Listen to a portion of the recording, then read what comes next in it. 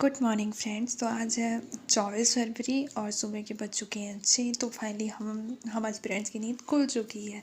तो देखिए, मेरी तो सुबह सुबह जगने की आदत है, तो मैं फाइनली मेरा सब कुछ हो गया। अब मैं बस स्टडी मुझे करनी है। तो ये मैं मेरी आदत है कि मैं स्टडी जब भी करती हूँ मैं प्लान करके करती हूँ। तो ये देखिए, मैंने आज पूरे डे का शेड्यूल बना लिया है कि मुझे कहाँ से कैसे कैसे स्टडी करनी है।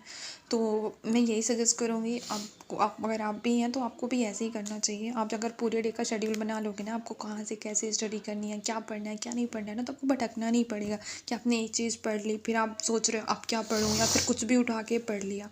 तो ये चीज़ नहीं करनी पड़ेगी। ये फिर टाइम, मुझे ऐसा लगता है कि इन सब चीज़ों से ना फिर टाइम भी ख़राब होता है। तो ये देखिए, मैंने इतना प्लान कर लिया और मुझे इतना ही पढ़ना है। ये आपको आई नो देखने में तो कम लग रहा होगा, बट हाँ, पढ़ने में ना 9 to 10 आराम से चले जाते हैं। तो चलिए मैं स्टार्ट करती हूँ। तो फ्रेंड्स, मैं जब सुबह जगती हूँ ना, तो क्या होता है ना, मॉर्निंग के टाइम पे हमारा फ्रेश माइंड होता है। तो मैं इंग्लिश से रिफर करती हूँ कि इंग्लिश से ही स्टार्ट करती हूँ, क्योंकि उसके बाद ना फिर क्वांट रीजनिंग तो वो बहुत थोड़ा सा वो हो जाता है, इसलिए सबसे पहले इंग्लिश से ही स्टार्ट करती हूँ। तो फ्रेंड्स, सबसे पहले मैं वोकैब पढ़ती हूँ। तो वोकैब में द हिंदू की करती हूँ और कुछ आर्टिकल्स करती हूँ। आर्टिकल्स रहते हैं उनके, और जो मैं आर्टिकल्स पढ़ती हूँ उससे जो वोकैब में मुझे नहीं आते या मुझे मीनिंग्स नहीं पता होते, तो वो अलग से मैं नोट कर लेती हूँ। तो मैं वो सारी वोकैबलरी करती हूँ। तो ये देखिए, सबसे पहले मैं वोकैब पढ़ती हूँ, फिर मैं रीडिंग करती हूँ। तो रीडिंग फ्रेंड्स मैं करती हूँ द हिंदू एडिटोरियल की, और एक इंग्लिश माध्यम करके ऐप आता है, तो मैं वहाँ से रीडिंग कर लेती हूँ। फिर मैं प्रैक्टिस करती हूँ क्योंकि प्रैक्टिस मस्ट होती है। आप कोई भी सब्जेक्ट पढ़ रहे हो ना, आप कितना भी पढ़ लो, जब तक आप प्रैक्टिस नहीं करोगे ना, कोई मतलब नहीं है। तो क्योंकि वहीं पे से जब आप प्रैक्टिस करते हो ना, तो आपको समझ में आता है आपने क्या पढ़ा, आपने कितना ज़्यादा पढ़ा, क्या हुआ। तो वो प्रैक्टिस में सारा कुछ समझ में ही आता है। तो मैं प्रैक्टिस मस्ट होती है, और प्रैक्टिस से आपको रिवीजन भी हो जाता है और सारा कुछ।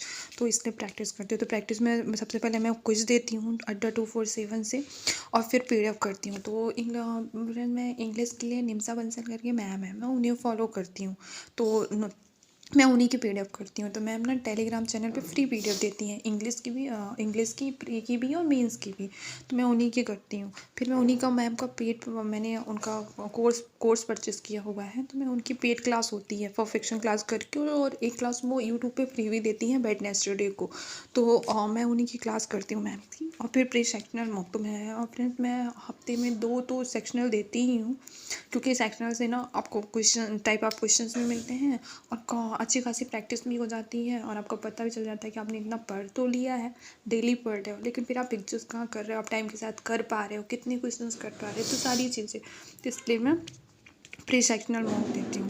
फिर अभी है, अब चलते हैं क्वांट पे। तो क्वांट में हम स्पीड मैथ, तो सबसे पहले मैं क्वांट में जब पढ़ना स्टार्ट करती हूँ, तो सबसे पहले मैं 20-25 मिनट स्पीड मैथ करती हूँ, जो मस्ट है, आपको भी करना चाहिए, क्योंकि क्वांट में ना आपको स्टार्टिंग यहीं से करना चाहिए। तो क्या रहना, आप जितनी ज़्यादा स्पीड मैथ करोगे ना, जितनी ज़्यादा मतलब 20-25 मिनट, तो क्या होगा ना कि आपकी कैलकुलेशन स्पीड जो है ना वो बढ़ेगी, और आपकी जो टाइमिंग है ना, ज़्यादा टाइम, जैसे आपको ज़्यादा टाइम लगता है कैलकुलेट करने के लिए, तो ऑटोमेटिक कम होने लगेगी वो। तो ये स्पीड मैथ मस्ट होती है।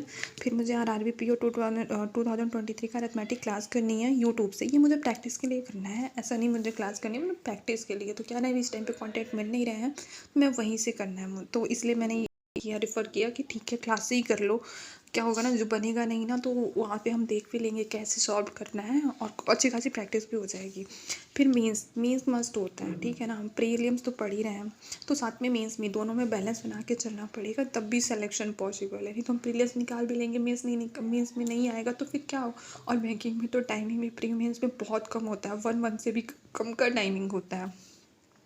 तो क्वांट के लिए मैं हर्षल अग्रवाल सर और आशीष सर को फॉलो करती हूँ। तो हर्षल अग्रवाल सर के तो मैं सारे प्री कंटेंट लेती हूँ यूट्यूब से, और आशीष सर, इनका मैं पेड भी करती हूँ, क्योंकि मैंने इनका पेड कोर्स परचेज़ किया हुआ है। फिर आते हैं रीजनिंग पे। तो रीजनिंग के लिए मैं सबसे पहले पजल से स्टार्ट करूँगी। मैं 10 प्री पजल करूँगी, और वो भी टाइमिंग के साथ। मैं टाइमर लगाऊंगी। तो मुझे लगता है प्रीलियम्स पजल आपको करनी है ना, तो एक पजल किसी भी लेवल का हो ना, 3 मिनट में आपका एक पजल बन जाना चाहिए। तो मैं 30 मिनट का टाइमिंग लगाऊंगी, और उसमें मुझे 10 पजल फिनिश करने हैं। फिर मैं मतलब देखूँगी मैं, हाँ, मैं 30 मिनट में कितने पज़ल कर पा रही हूँ, क्या लेवल है। तो इसके लिए मैं ना अंकुश सर का अंकुश सर क्या करते हैं ना कि पीडीएफ देते हैं, अंकुश सर और पारुल मैम। मैं इन 2 टीचर को ही रीज़निंग के लिए भी फ़ॉलो करती हूँ। तो ये दोनों लोग पीडीएफ देते हैं, टेलीग्राम पे फ्री पीडीएफ देते हैं, तो मैं वहीं से करती हूँ। तो मैं बस क्या करती हूँ ना, मैं फ़ोन में टाइमर लगा लेती हूँ और लैपटॉप से अपना पीडीएफ कर लेती हूँ टाइमिंग के साथ। तो वहाँ पे मैं देखती हूँ, तो अभी तो ऐसा ही है कि मेरे 8 होते हैं, 9 होते हैं, किसी-किसी दिन 10 भी हो जाते हैं। तो इसके लिए ऐसे करती हूँ, ऐसे ही मैं प्रैक्टिस करती हूँ पज़ल की, प्रीलिम्स की। फिर आते हैं मेंस मिसलेनियस। तो मेंस मिसलेनियस में मैं इस समय पे अंकुश सर से पढ़ रही हूँ। उन्होंने यूट्यूब पे भी बहुत सारा फ्री कंटेंट दिया है, अंकुश सर ने भी और पारुल मैम ने, दोनों ने बहुत सारा फ्री कंटेंट दे के रखा है यूट्यूब पे। तो मैं वहीं से मेंस मिसलेनियस करती हूँ। फिर आता है मेंस पज़ल। जैसे मैंने आपको बताया मेंस मस्ट होता है, ठीक है ना। तो आपको ये चीज़ नहीं छोड़नी है, इसलिए रीजनिंग में बता रही हूँ कि रीजनिंग में आपको नहीं छोड़नी है। आप अगर मीन्स के एक ही पज़ल करिए, बट डेली करिए। तो मैं मीन्स पज़ल करती हूँ, तो 3 पज़ल मुझे आज करने हैं। जैसे मैंने टारगेट बना के रखा है, तो मैं अंकुश सर का कोई भी पेड कोर्स, मैंने इनका भी पेड कोर्स रखा है, मैं अंकुश सर का भी, या फिर मैं यूट्यूब पे जाऊँगी और सर्च कर लीजिए आप किसी भी टीचर का, जिस भी टीचर से आप पढ़ते हो, या फिर आप बिगनर्स हैं तो आप अंकुश सर को फॉलो कर सकते हो, पारुल गेरा मैम को यूट्यूब पे भी। तो उन्होंने बहुत सारा पढ़ा के रखा है, तो मैं उन्हीं की क्लास वो करूँगी, फिर मैं वीडियो वॉच करके वहीं से प्रैक्टिस करती हूँ। फिर लास्ट में फ्रेंड्स मुझे क्विज़ देना है। तो जैसे मैंने आपको दिखाया कि मैंने इंग्लिश अड्डा 24/7 से कुछ कर लिया इंग्लिश का। अब बचा रीजनिंग और क्वांट। तो रीजनिंग और क्वांट के लिए फ्रेंड्स मैं अड्डा 24/7 का ही क्विज़ करती हूँ। तब मैं वहाँ पे सेक्शनल में जाती हूँ। एक आता है डेली क्विज़ देते हैं वो, एक उनका सेक्शनल रहता है, मतलब वही सारे क्विज़ सेक्शनल रहता है। जैसे इंग्लिश का पूरा इंग्लिश का ही है, क्वांट का पूरा क्वांट का है, रीजनिंग का पूरा रीजनिंग का है। तो फिर मैं वहीं से कर लेती हूँ।